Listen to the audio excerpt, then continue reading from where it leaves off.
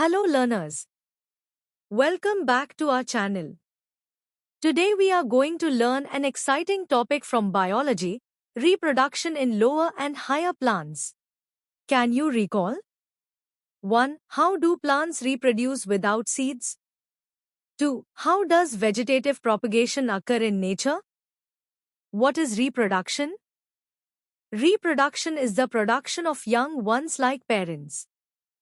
Reproduction is an essential process as it leads to continuation of species as well as to maintain the continuity of life. Each organism has its own particular method of reproduction. Reproduction means producing new living beings just like parents. It is nature's way of ensuring that life continues from one generation to the next. All plants and animals reproduce, but the method can be different. There are two main types of reproduction. 1. Asexual reproduction. 2. Sexual reproduction. 1. Asexual reproduction. Asexual reproduction does not involve fusion of two compatible gametes or sex cells. It is the process resulting in the production of genetically identical progeny from a single organism and inherits the genes of the parent. Such morphologically and genetically identical individuals are called clones. Let's first understand asexual reproduction. This is when a plant or organism produces new individuals without any fusion of male and female cells. That means no seeds, no fertilization. The new plants are exactly like the parent plant. Such identical individuals are called clones. Organisms choose to reproduce asexually by different modes or ways. I. Fragmentation. Multicellular organisms can break into fragments due to one or the other reasons. E.g. Spirogyra. These fragments grow into new individuals.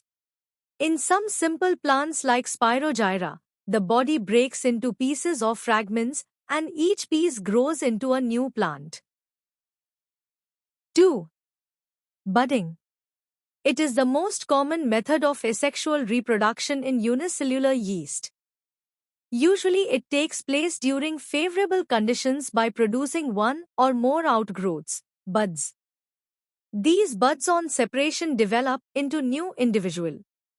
This method is common in yeast. During good conditions, a small bud forms on the parent. Slowly it grows and breaks off to become a new yeast cell. Show Fig. 1.1 Budding in yeast with labeled parts. It's like a tiny baby growing on the parent's body and then moving out. 3. Spore formation. In Chlamydomonas, asexual reproduction occurs by flagellated, motile zoospores which can grow independently into new individuals. In tiny organisms like Chlamydomonas, special cells called zoospores are formed. These zoospores can swim and grow into new individuals on their own. Other asexual methods. There are also other ways of asexual reproduction in lower organisms like binary fission in amoeba and paramecium, conidia formation in penicillium, a fungus, gemmule formation in sponges. Activity time. Here's a fun experiment you can try at home. Take warm water. Add a spoonful of yeast and some sugar. Cover it and wait 10 minutes. You'll see bubbles, that means the yeast is alive and reproducing. Vegetative propagation, quick recall. Did you know that some plants can grow from their roots, stems, or leaves? Root sweet potato, dahlia. Leaf bryophyllum, begonia. Stem potato tubers, onion bulbs, turmeric.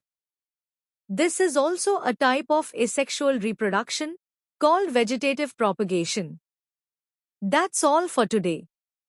In the next video, we'll explore sexual reproduction in plants.